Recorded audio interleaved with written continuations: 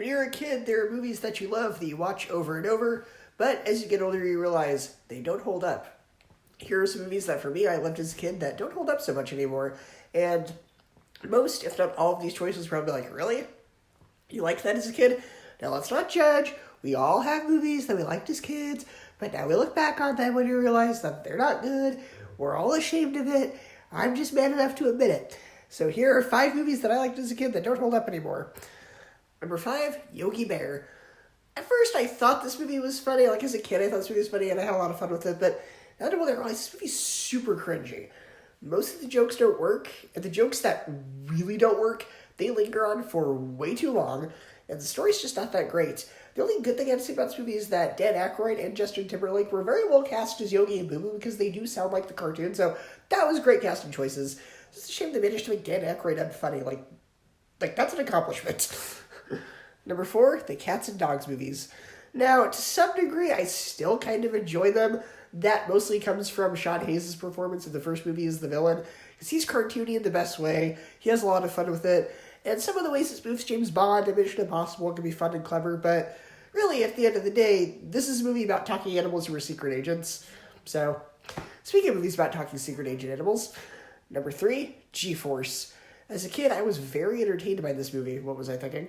It came out kind of when Webkinz was popular, so this movie made me try to find a Webkinz guinea pig, but I didn't. Though I did have a polar bear and a raccoon, but I enjoyed the secret agent animals, though then I realized this movie is really stupid. The dialogue's awful, the acting's wooden. Most of this movie all around is pretty awful. Like, none of the jokes work. It's just all around just stupid. Number 2, Happy Feet. Now, I think the music in this movie is pretty good. The jukebox musical element of it, still really good. Robin Williams, great in this movie. Hugh Jackman, great in this movie. But really, the plot to this movie is just Rudolph.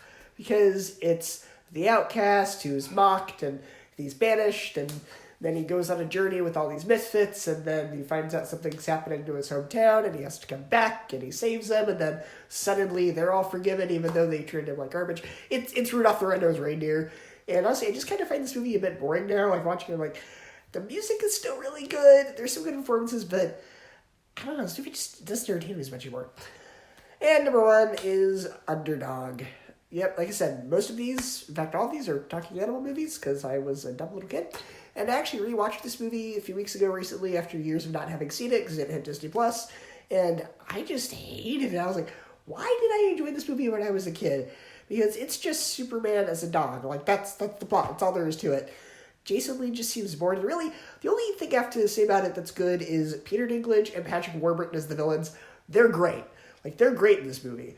Their performances are great, but everyone else is just like, what were you thinking?